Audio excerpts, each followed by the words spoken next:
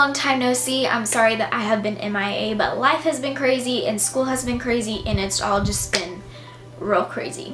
So just a note before I get started with today's video, I do have an Instagram. If you guys would like to go follow me on Instagram, that would be greatly appreciated so that you can kind of see more about what goes on in my personal life. And I also do polls on my Instagram stories about YouTube videos and content that you guys want to see. So make sure to go follow me on Instagram. With that being said, today's video was actually suggested by an Instagram follower and a viewer. And so I thought that it was a great idea and I could use it and turn it into more of like an advice video for clinical experiences. I wanted to talk about like my best and worst clinical experiences and turn them into some advice for you guys. The first experience I want to talk about is the first time I ever gave a bed bath. Now, here's my one tip for giving a bed bath. The patient feels more embarrassed than you do. I can guarantee you of that. And so my motto for giving a bed bath is it's only as awkward as you make it. If you act professional, if you act like you've done this 100 times, if you tell the patient what you're doing as you're doing it, if you're polite, if you ask them what they need, ask them if they would like some lotion, ask them if the water is too cold. Show that you are concerned for the patient and it will go so much more smoothly, I promise. So don't let the awkwardness get to you, okay? Just follow the steps, do what you're supposed to do, and you're gonna be fine, and the patient will appreciate it so much as well. The next thing that I'm gonna talk about is assessments. So my tip when giving an assessment is use your critical thinking skills, okay, to see what you need to assess and what would be okay to not evaluate, if that makes sense. The first time I gave a head-to-toe assessment, this patient came in with a load of medical problems and they were telling me about it as I was doing the assessment. So I used that knowledge that they gave me to determine what I needed to assess, if there was any focused area that I needed to assess, and because of that, my teacher was very impressed with my physical assessment once it was over because I was able to justify I did not assess this because, but I did assess this because. And so that is my one tip for assessments, is just use your critical thinking skills. So next I'm going to talk a little bit about medication administration. So my first injection that I ever gave was a Lovenox injection, and this particular patient, I felt very bad for them because they had a lot of swelling in their abdomen and they also had a lot of bruising from previous Lovenox shots. So I wanted to do what I needed to do to make this patient more comfortable. So I made sure that I spaced out the injection from the last injection site, and I told the patient when I was about to inject, etc. And it just helped the patient relax and be more comfortable. So especially whenever giving an injection, even if it's your first injection and you're nervous, you need to tell the patient, hey, I'm about to inject you.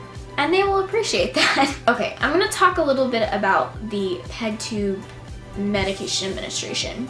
There were two things that kind of threw me off with this. The first was that this patient didn't have a Lopez valve, and so my nurse was literally having to use her hand to clamp the tube.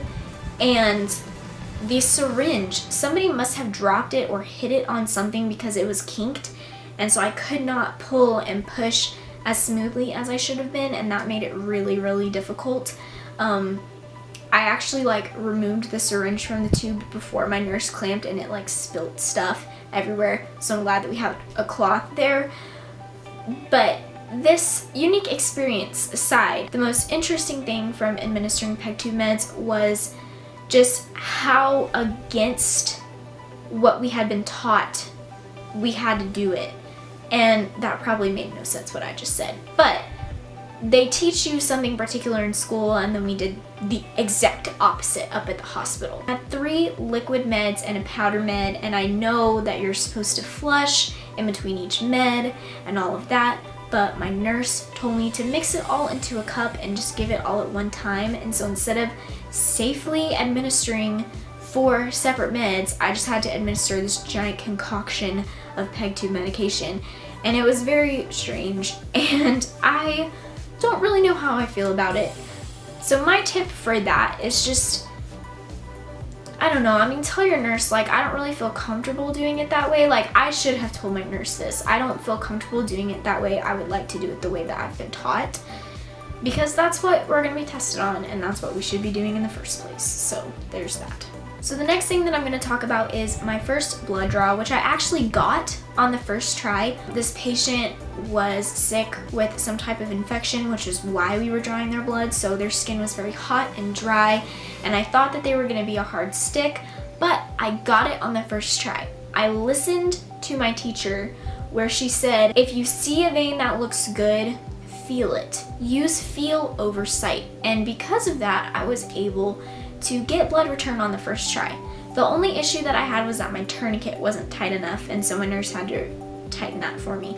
But I got blood on the first try, and I was actually very proud of myself for that one. The next thing that I'm going to talk about is probably the most interesting clinical experience that I've had, but it was my first time inserting a straight catheter.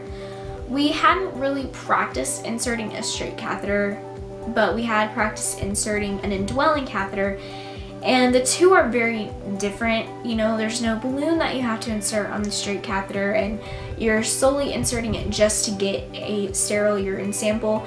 And so the packaging was completely different, and they're not as sterile with it in the hospital as they are in school and as they teach you in school. And so the packaging threw me off. Just the throwing my sterile gloves on the bed and putting them on kind of threw me off. I actually did not get it on the first try. I did not put the catheter where it needs to go, if you know what I'm saying. And, you know, if you miss, you're supposed to leave it and go get another kit. And my nurse didn't. She just literally pulls it out, wipes it off, and sticks it where it should go. And I was just like, oh my gosh, like, totally threw me off. Was not how I expected it to be. So that was probably my most interesting experience. But again, like with all of these experiences, if you act like you know what you're doing, you'll be totally fine. So the next experience that I'm going to talk about is probably the worst experience that I've had in the clinical setting, which is saying a lot because it's really not, it's not that bad. But this was the first patient that I had to deal with that was mentally unstable, if that makes sense. They were talking to people that weren't there, having conversations that weren't there. We were trying to give this patient medication and they would not take it, so we tried mixing it in ice cream, and this patient was cussing at us, trying to hit us, calling us liars, and wouldn't take their medication. They were on oxygen, and I realized that their O2 sat was really, really low, so we adjusted their cannula, adjusted the oxygen flow rate. It was very interesting dealing with this patient, because, and it's like this patient looks at you and their eyes are just completely empty, you know, and they're calling you a liar, and you're just like, I'm not, I promise, like, I'm just trying to help you. And so it was interesting, to say the least, but it wasn't bad. It just, I don't know, I mean, it was kind of bad because I was kind of scared. I didn't want this patient to hit me or spit at me or something, but it all turned out okay. I went in later to take this patient's vitals, and they were sitting up in bed, and their O2 sat was really low. So I adjusted their cannula, and within seconds, their O2 sat started to come up. So I had them take some deep breaths, and they were totally fine. You know, they recognized that I was a student nurse. They didn't recognize me, but they asked me what I was doing, and I told them, I'm just taking your vitals, and then we'll be back shortly to take your blood sugar. And when we came back to take their blood sugar, this patient was totally fine, totally coherent, totally oriented.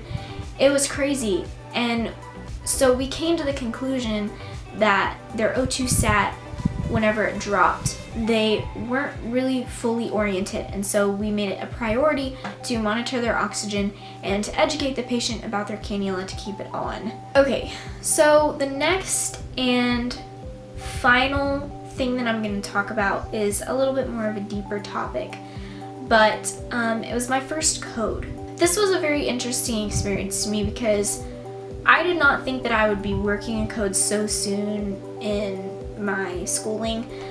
This was like the first week of this last module that this happened, first or second week. And my nurse asked if I wanted to help. I said yes, absolutely, give me some gloves. I stepped in there. I was rotating with actually my teacher and another nurse doing compressions. I did 4 rounds of compressions, and on the 4th round they got a rhythm. So we decided to move this patient down to a floor that was better catered towards their condition. And when we got there, we moved the patient onto the new bed, and when we moved them, they aspirated blood and other things out of their mouth and nose, and then they coded again. It was just very interesting. Like, nothing anybody could have told me ever could have prepared me for that situation. And that's what made this situation so very unique. I got into the elevator by myself, and the adrenaline wore off, and I just felt exhausted, and it's definitely an experience that I will take with me forever. I will never ever forget that experience, that clinical experience. Okay guys, so that's pretty much it for my clinical experience story time. I hope that this was interesting, and I hope that you found this helpful. I hope that you guys enjoyed this video. If you did, please give it a thumbs up. Please comment down below if you have any other video suggestions, nursing or non-nursing related. And make sure to hit that subscribe button so that you don't miss any upcoming content. And I will see you guys next time.